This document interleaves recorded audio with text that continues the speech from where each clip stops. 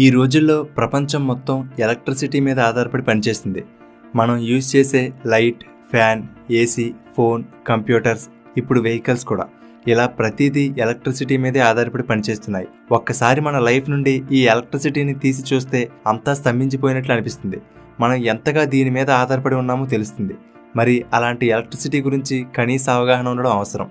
కాబట్టి ఈ వీడియోలో మనం కరెంట్ అంటే ఏమిటి, వోల్టేజ్ అంటే ఏమిటి, మనం స్విచ్ ఆన్ చేసిన వెంటనే క్షణాల్లో ఎక్కడ ఉన్న లైట్ ఎలా వెలుగుతుంది, అంత వేగంగా ఎలక్ట్రిసిటీ ఎలా ఫ్లో అవుతుంది, అసలు ఎలక్ట్రిసిటీ ఎలా పనిచేస్తుంది, ఇలాంటి ఎన్నో ఇంట్రెస్టింగ్ విషయాలు ఈ వీడియోలో చెప్పుకుందాం. అయితే ఎలక్ట్రిసిటీ అనేది చాలా డెప్త్ ఉన్న సబ్జెక్ట్. ఎన్నో కొత్త కొత్త పదాలు, ఫార్ములాలు ఉంటాయి. అవన్నీ చెప్తే కన్ఫ్యూజ్ అయ్యే అవకాశం ఉంది. కాబట్టి ఈ వీడియోలో మనం మరీ టెక్నికల్గా వెళ్లకుండా చిన్నపిల్లల నుండి పెద్దవాళ్ల వరకు అందరికీ అర్థమయ్యేలా సింపుల్గా చెప్పుకుందాం. ఈ ఎలక్ట్రిసిటీ గురించి అర్థం అవ్వాలంటే ముందు మనకు యాటమ్ గురించి, అంటే అణువు గురించి, దాని లోపల ఏం జరుగుతుంది అనేది తెలియాలి. మనకు తెలుసు ఈ యాటమ్స్ అనేవి మన కంటికి కూడా కనిపించినంత చిన్నగా ఉంటాయి. ఈ యాటమ్ని ఇంకా లోతుగా పరిశీలిస్తే ఈ యాటమ్ యొక్క సెంటర్ని న్యూక్లియస్ అని అంటారు. ఈ న్యూక్లియస్లో ప్రోటాన్స్ అండ్ న్యూట్రాన్స్ అనే పార్టికల్స్ ఉంటాయి. ఈ ప్రోటాన్స్ ఒకటి లేదా అంతకన్నా ఎక్కువగా ఉంటాయి. అలాగే ప్రోటాన్స్ ఎన్ని ఉంటాయో దాదాపు అన్నే న్యూట్రాన్స్ కూడా ఉంటాయి. ఈ సెంటర్కి చుట్టూ ఉండే ఆర్బిట్లలో ఎలక్ట్రాన్స్ అనే పార్టికల్స్ తిరుగుతూ ఉంటాయి. మన సూర్యుడి చుట్టూ గ్రహాలు ఎలా తిరుగుతూ ఉంటాయో అలా అన్నమాట. సెంటర్లో ఉండే ప్రోటాన్స్కి పాజిటివ్ ఛార్జ్ ఉంటుంది. అలాగే చుట్టూ తిరిగే ఎలక్ట్రాన్స్కి నెగిటివ్ ఛార్జ్ ఉంటుంది. న్యూట్రాన్స్కి ఎటువంటి ఛార్జ్ ఉండదు. అయితే ఒక యాటమ్ యొక్క సెంటర్లో ఎన్ని ప్రోటాన్స్ ఉన్నాయి అనే దానిని బట్టి అది ఏ ఎలిమెంట్ అనేది మనం గుర్తించవచ్చు. ఉదాహరణకి ఒక యాటంలో ఒకటే ప్రోటాన్ ఉంటే అది హైడ్రోజన్ యాటమ్. ఒకవేళ 6 ప్రోటాన్లు ఉంటే అది కార్బన్ యాటమ్. ఈ విధంగా ఒక యాటమ్ లోపల ఎన్ని ప్రోటాన్లు ఉంటాయో దానిని ఆ యాటమ్ యొక్క అటామిక్ నెంబర్ అని అంటారు. అంటే కార్బన్ యొక్క అటామిక్ నెంబర్ 6. ఇప్పుడు జాగ్రత్తగా వినండి. ఈ ఎలక్ట్రాన్స్ న్యూక్లియస్ చుట్టూ డిఫరెంట్ ఎనర్జీ లెవెల్స్లో తిరుగుతూ ఉంటాయి. వీటినే షెల్ అని అంటారు. న్యూక్లియస్కి దగ్గరగా ఉండే షెల్ 2 ఎలక్ట్రాన్స్ని హోల్డ్ చేయగలదు. ఆ నెక్స్ట్ షెల్లో 8 ఎలక్ట్రాన్స్ వరకు హోల్డ్ చేయగలదు. ఆ నెక్స్ట్ షెల్ 18. ఇలా పెరుగుతూ ఉంటుంది. ఎప్పుడైనా సరే ఆపోజిట్ ఛార్జెస్, అంటే పాజిటివ్ అండ్ నెగిటివ్ ఛార్జెస్ అనేవి ఒకదానికొకటి దగ్గరగా ఆకర్షించుకుంటాయి. అదే సేమ్ ఛార్జ్ అయితే వికర్షించుకుంటాయి, అంటే ఒకదానికొకటి దూరంగా వెళ్తాయి. ఈ పాజిటివ్ అండ్ నెగిటివ్ ఛార్జెస్ మధ్య అట్రాక్షన్ ఫోర్స్ అనేది అవి ఎంత దూరంలో ఉన్నాయనే దానిని బట్టి ఉంటుంది. ఒకవేళ ఈ 2 ఛార్జెస్ దగ్గరగా ఉంటే వాటి మధ్య అట్రాక్షన్ ఫోర్స్ ఎక్కువగా ఉంటుంది. అదే దూరంగా ఉంటే ఫోర్స్ అనేది తక్కువగా ఉంటుంది. సెంటర్లో ఉండే ప్రోటాన్స్కి అలాగే సెంటర్కి దగ్గరగా ఉండే షెల్లోని ఎలక్ట్రాన్స్కి మధ్య అట్రాక్షన్ ఫోర్స్ ఎక్కువగా ఉంటుంది. కాబట్టి ఆ ఎలక్ట్రాన్స్ని ఆ షెల్లోనే పట్టి ఉంచుతుంది. కానీ సెంటర్లోని ప్రోటాన్స్కి సెంటర్ నుండి దూరంగా ఉన్న షెల్లో ఉండే ఎలక్ట్రాన్స్కి మధ్య దూరం ఎక్కువగా ఉండడం వల్ల వాటి మధ్య అట్రాక్షన్ ఫోర్స్ తక్కువగా ఉంటుంది. కాబట్టి ఈ ఎలక్ట్రాన్ ఈజీగా ఆ ఆర్బిట్ నుండి బయటకు వెళ్ళిపోగలదు. ఎందుకంటే దానిని పట్టి ఉంచే అట్రాక్షన్ ఫోర్స్ తక్కువగా ఉంది కాబట్టి. ఇలా దూరంగా చివరి షెల్లో ఉండే ఎలక్ట్రాన్ని వ్యాలెన్స్ ఎలక్ట్రాన్ అని అంటారు. ఈ వ్యాలెన్స్ ఎలక్ట్రాన్కి కొద్దిగా ఫోర్స్ అప్లై చేస్తే అవి వాటి షెల్ నుండి బయటకు వెళ్ళిపోతాయి. ఈ విధంగా ఎలక్ట్రాన్స్ అనేవి ఒక యాటమ్ నుండి మరొక యాటమ్కి జంప్ అయిపోతూ ఉంటాయి. ఇలా కదులుతున్న ఎలక్ట్రాన్స్ని మనం ఎలక్ట్రిసిటీ అని అంటారు. మరొకలా చెప్పాలంటే ఒక యాటమ్ నుండి మరొక యాటమ్కి ఎలక్ట్రాన్స్ షేర్ అవ్వడం వల్ల ఎలక్ట్రిసిటీ క్రియేట్ అవుతుంది. మనం ఎలక్ట్రిక్ వైర్ కోసం ఎక్కువగా కాపర్ని యూజ్ చేస్తాం కదా, ఎందుకో తెలుసా? ఈ కాపర్ యాటమ్ని తీసుకుంటే దీనిలో ఒక వ్యాలెన్స్ ఎలక్ట్రాన్ ఉంటుంది. కాబట్టి ఇటువంటి యాటమ్స్కి కొంచెం ఫోర్స్ ఇస్తే ఈజీగా ఆ వ్యాలెన్స్ ఎలక్ట్రాన్ వాటి షెల్ నుండి బయటకు వెళ్ళిపోతాయి. అంటే ఎలక్ట్రిసిటీ ఈజీగా ఫ్లో అవుతుంది. సో ఎలక్ట్రిక్ వైర్ల కోసం కాపర్ని ఎక్కువగా వాడుతాం. ఇటువంటి మెటీరియల్స్ని మనం కండక్టర్స్ అని అంటారు. కానీ కొన్ని మెటీరియల్స్కి సంబంధించిన యాటమ్స్లోని ఈ వ్యాలెన్స్ ఎలక్ట్రాన్స్ ఒకటి కన్నా ఎక్కువగా ఉంటాయి. అలాగే చాలా బలంగా హోల్డ్ అయి ఉంటాయి. వీటిలో ఎలక్ట్రాన్స్ అంత ఈజీగా షేర్ అవ్వవు. ఇటువంటి మెటీరియల్స్ని ఇన్సులేటర్స్ అని అంటారు. ఈ ఇన్సులేటింగ్ మెటీరియల్స్ అనేవి ఎలక్ట్రాన్స్ ఫ్లో అవ్వకుండా చేస్తుంది. ఉదాహరణకి ప్లాస్టిక్, రబ్బర్, గ్లాస్ వంటివి. సో మనం సింపుల్గా చెప్పుకోవాలంటే ఎలక్ట్రాన్స్ ఫ్లో అవ్వడాన్ని కరెంట్ అని అంటారు. ఈ కరెంట్ని యాంపియర్స్లలో కొలుస్తారు. సింపుల్గా యాంప్స్ అని అంటారు. దీనిని క్యాపిటల్ ఏతో సూచిస్తారు. ఇక్కడ 1 యాంపియర్ ఈక్వల్ టు 1 కూలుంబ్. ఒక కూలుంబ్ అంటే 6 quintillion 240 quadrillion electrons per second.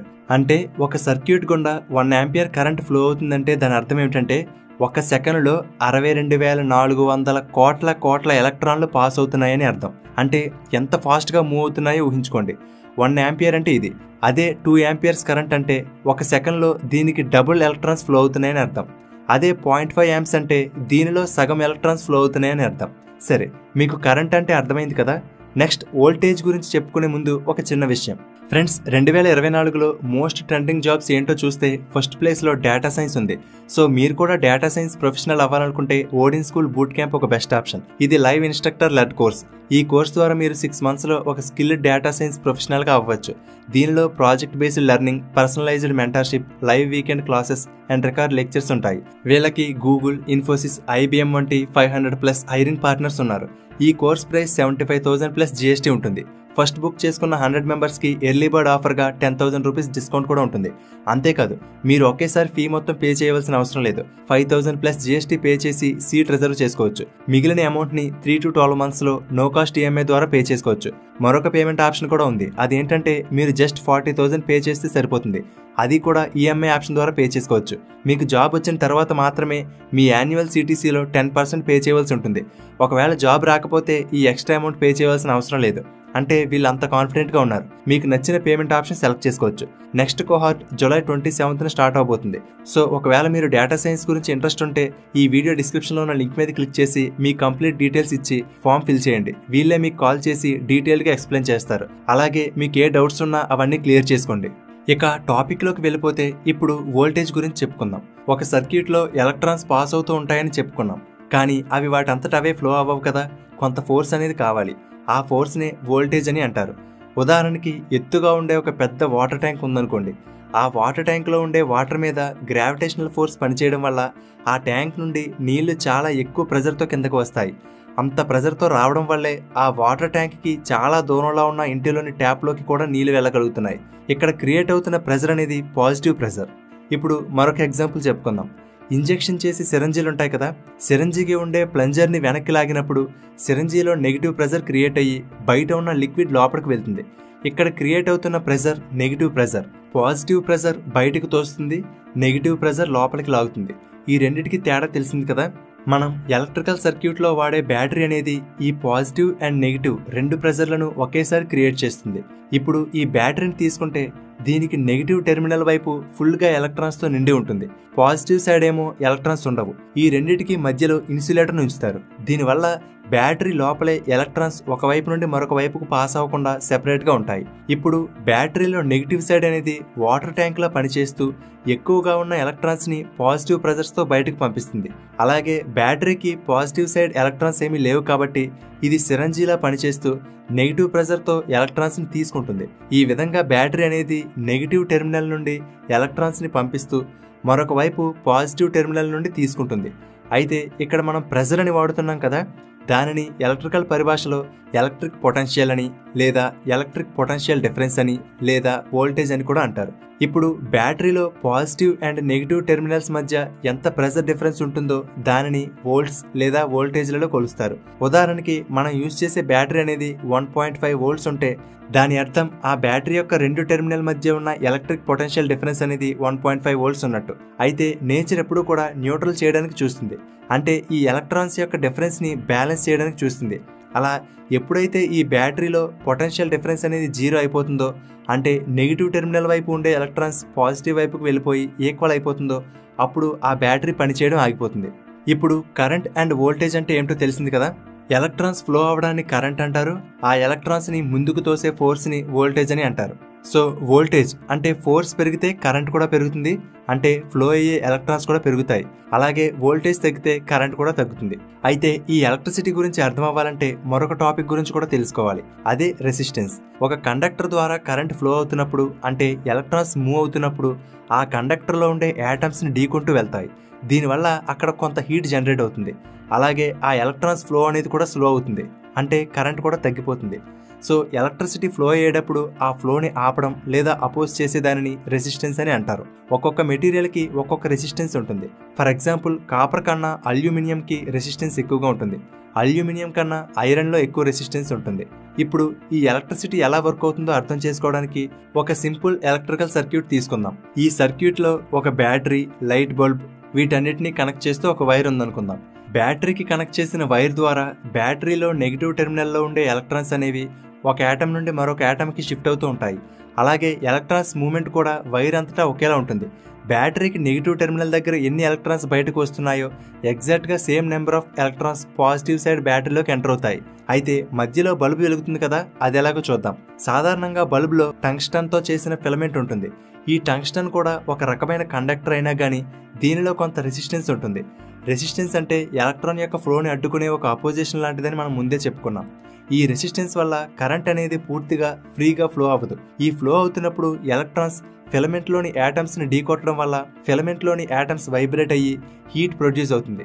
అది బాగా వేడెక్కడం వల్ల అది గ్లో అయ్యి బల్బు నుండి లైటింగ్ అనేది వస్తుంది. ఈ విధంగా లైట్ బల్బ్ వెలుగుతుంది. తరువాత ఈ లైట్ బల్బ్ నుండి వచ్చిన ఎలక్ట్రాన్స్ మళ్ళీ బ్యాటరీలో పాజిటివ్ టెర్మినల్ ద్వారా బ్యాటరీలోకి వెళ్తాయి. ఈ సర్క్యూట్లో లైట్ ఉండడం వల్ల ఎలక్ట్రికల్ ఎనర్జీ లైట్ ఎనర్జీగా కన్వర్ట్ అయింది. అదే ఫ్యాన్ ఉంటే మెకానికల్ ఎనర్జీగా కన్వర్ట్ అవుతుంది. అదే ఐరన్ బాక్స్ ఉంటే హీట్ ఎనర్జీగా కన్వర్ట్ అవుతుంది. ఇలా మనం ఎలక్ట్రికల్ ఎనర్జీని మనకు కావాల్సినట్టుగా మార్చుకుని వాడుకుంటున్నాం. మనకు అర్థమవడం కోసం సింపుల్గా ఈ సర్క్యూట్ ద్వారా చెప్పుకున్నాం. ఈ సర్క్యూట్లో బ్యాటరీ ప్లేస్లో జనరేటర్లు పెడితే అదే మన ఇంటికి కరెంట్ వచ్చే సర్క్యూట్ అవుతుంది. ఈ జనరేటర్లు కూడా వాటికి కనెక్ట్ చేసిన సర్క్యూట్లో ఒకవైపు పాజిటివ్ ప్రెజర్ని మరొక వైపు నెగిటివ్ ప్రెజర్ని క్రియేట్ చేసి ఎలక్ట్రాన్స్ని పంపడం వలన మన ఇళ్ళకి కరెంట్ వస్తుంది. దాని ద్వారా మనం రకరకాల ఎక్విప్మెంట్స్ని యూజ్ చేసుకుంటున్నాం. సో ఇది ఫ్రెండ్స్, మీకు ఎలక్ట్రిసిటీ గురించి అర్థమైంది అనుకుంటున్నాను. ఇది ఎలక్ట్రిసిటీ గురించి జస్ట్ ఇంట్రడక్షన్ మాత్రమే. ఇంకా తెలుసుకోవాల్సింది చాలా ఉంది. ఈ కరెంట్లలో AC current and DC current అనే 2 రకాలు ఉంటాయి. వాటి మధ్య తేడా ఏమిటి, ఎలక్ట్రిసిటీ ఎలా ప్రొడ్యూస్ అవుతుంది, అక్కడ నుండి మన ఇళ్ళకి ఎలా వస్తుంది, సింగిల్ ఫేజ్ 3 ఫేజ్ అంటే ఏమిటి, ఇలా ఎన్నో విషయాలు ఉన్నాయి. అవన్నీ అర్థం అవ్వాలంటే ఈ వీడియోలో చెప్పిన బేసిక్స్ అర్థం అవ్వాలి. సో ఒకవేళ మీరు వాటి గురించి కూడా తెలుసుకోవాలనుకుంటే క్రింద కామెంట్ సెక్షన్లో కామెంట్ చేయండి. ఆ టాపిక్స్ మీద కూడా వీడియో చేస్తాను. సో ఇది ఫ్రెండ్స్, ఈ వీడియో మీకు నచ్చితే లైక్ చేయండి. అలాగే మీ ఫ్రెండ్స్ అందరికీ, ముఖ్యంగా స్టూడెంట్స్ ఎవరైనా ఉంటే వాళ్ళకి షేర్ చేయండి. అలాగే తెలుగుబడి నుండి ఎప్పటికప్పుడు అప్డేట్స్ని పొందడానికి వాట్సాప్, ఇన్స్టాగ్రామ్, టెలిగ్రామ్, ట్విట్టర్లలో తెలుగుబడిని ఫాలో అవ్వండి. వాటి లింక్స్ కూడా డిస్క్రిప్షన్లో ఇచ్చాను. Thank you for watching.